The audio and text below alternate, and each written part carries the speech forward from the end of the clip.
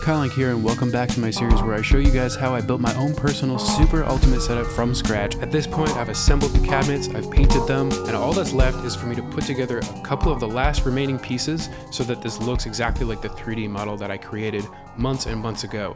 These final steps took way longer than I thought. I started by attaching these front and back panels that would be used to help add extra support, and if everything had gone to plan then they would have been strong enough, but there was an unexpected error on my end that ended up costing me so much more time, energy, and money than I could have anticipated at the time.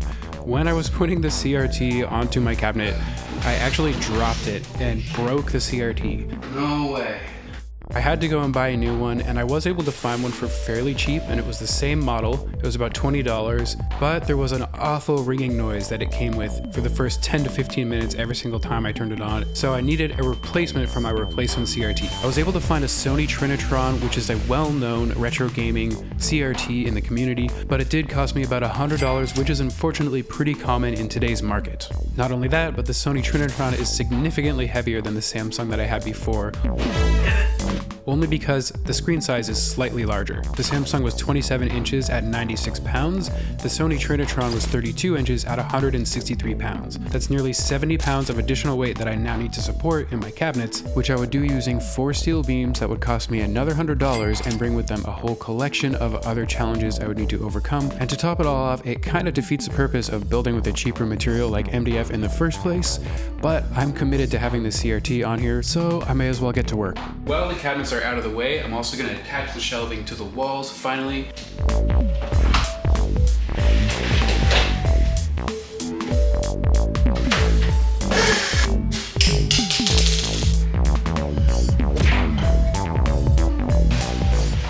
Oh man, that is a really nasty jumble of cables back here.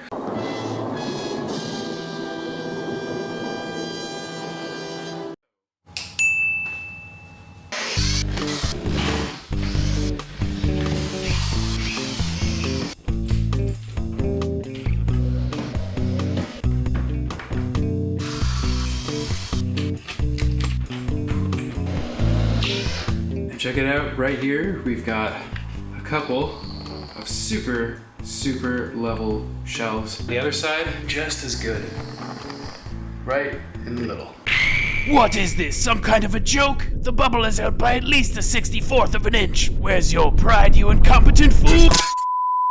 It was time to install the steel bars, which would start with me cutting them down to size with a hacksaw, but little did I know that would be the easiest of the challenges these bars would bring. If you're wondering why everything is soaked, it's winter here right now. It's kind of a weird Christmas because there's not any actual snow left outside right now. It's all been melted. Oh my god. This is gonna take a long time. Oh, there we go.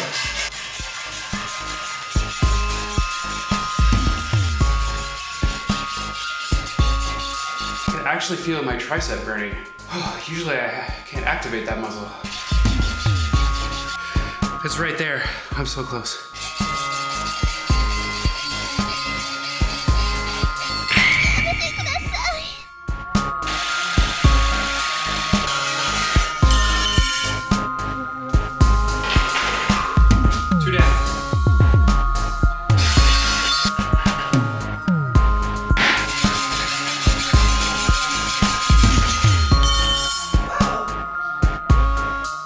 Really excited that I got these done all in one day. Boom. We've got 4 of these ready to be installed. Brought 2 of them inside. Got 2 right here. I'll take it easy for the rest of the night and put them on the desk tomorrow.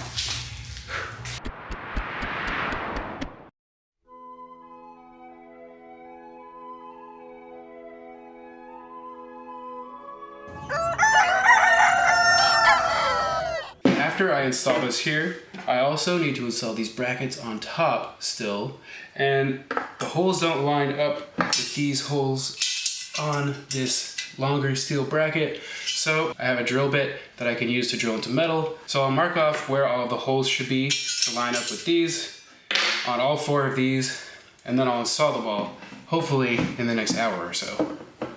They ask you how you are, and you just have to say that you're fine when you're not really fine. I need this to line up properly when I put it back together, and those new brackets are different.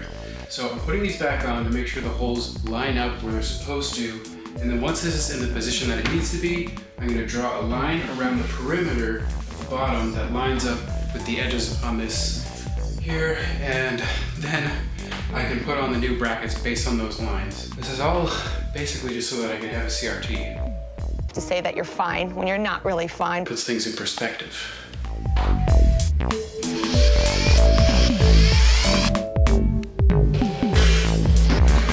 I thought it'd be best to attach this here first because all of these bars are actually bent a little bit like this, very subtly. This way it's fixed in place, so I'm gonna flip this over now. Then I can make some marks that'll be more reliable for where to put the holes for these through the steel. The long steel bracket, it's too far in this direction, which means that this overhang is too far in this direction. It's too shallow. I'm gonna just use these as shims to go behind. They're just the right width. Hey, buddy.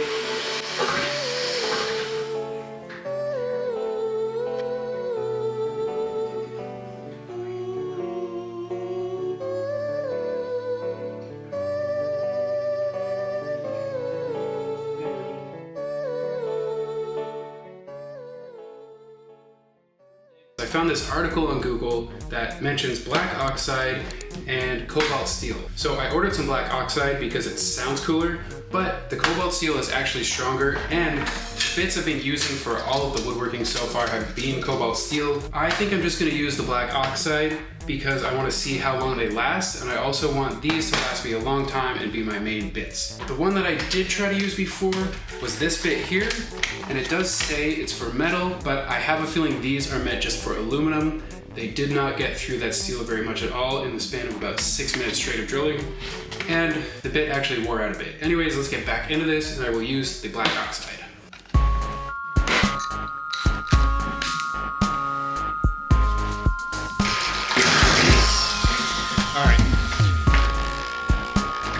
What's happening is the edge of this drill bit right here is getting caught on the edge of this circle that's already existing. Maybe if I drill it from the other side, I can just kind of get through. Okay, we're getting through.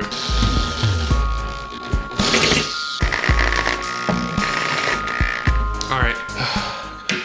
No. I was trying to have the holes as close to the middle as possible. It's just not going to work, and I have to do 16 of these. So we'll drill these new holes with the original marks, and hopefully everything is a total breeze from here on out. Oh my God. That's 1 out of 16. So I still needed to drill 15 more holes, but that still wasn't the challenging part. The real challenge was going to be making everything line up properly, which would manifest in a number of obstacles, as well as contorting my body to actually reach the inside of the cabinet. This is nearly impossible. I'm not even kidding. This is impossible. My arm. It doesn't work like that. Oh my God. No way. No. No. No. That is horrible. So it's gonna be visible from the front, which I totally can't do. The easy solution is to turn this and use the shorter end, but there's less support in this direction. The thickness of this is what's keeping that giant CRT up. I think my best bet is to just put it this way. I gotta get this done. I'm kind of rushing, but I think this is strong enough based on that I just think it is.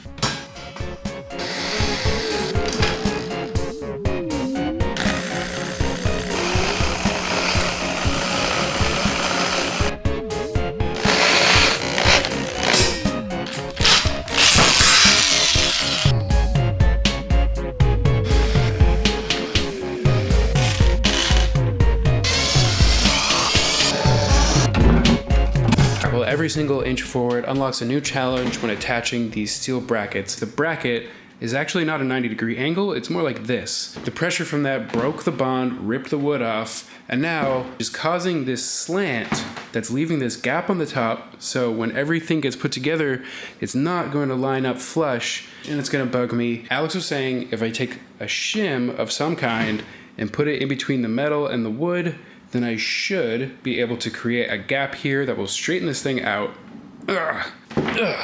And hopefully that will close this gap, and all of the measurements here will stay the same and everything will be flush and work out perfectly. Let's give it a try.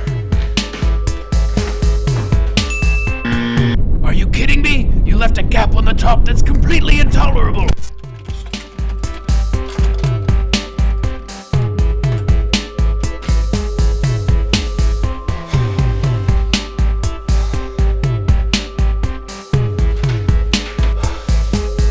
So easy. Okay. No. I can't even reach them. I'm not going to be able to lift it by myself unless I come up with a strategy.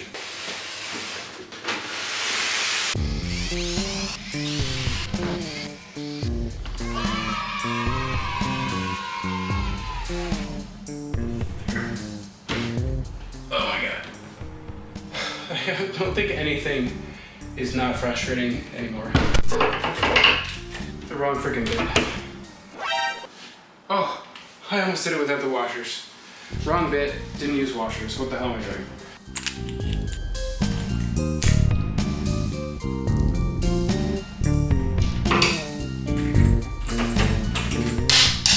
Perfect.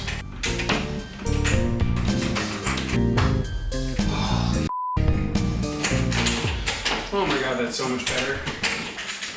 That is freaking awesome. That is amazing. One more screw.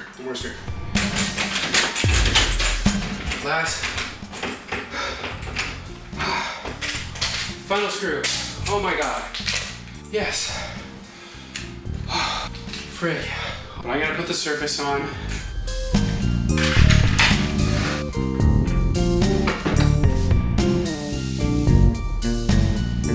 For some reason, the first time I recorded and edited this, I didn't think that I needed to show you guys the actual CRT on the cabinet, which wasn't very satisfying at all. So here it is, and as you can see, it's supported. It hasn't dipped at all, and I did get rid of the gaps. So overall, this was a success. God, I can't speak on camera. Anyways, I couldn't just leave it and not show you that that actually was a success. So we'll get back into the episode. There's a couple little animations that I did at the end that I still want to show you, even though it doesn't really make sense in this context now. But anyways, hope you guys enjoyed it.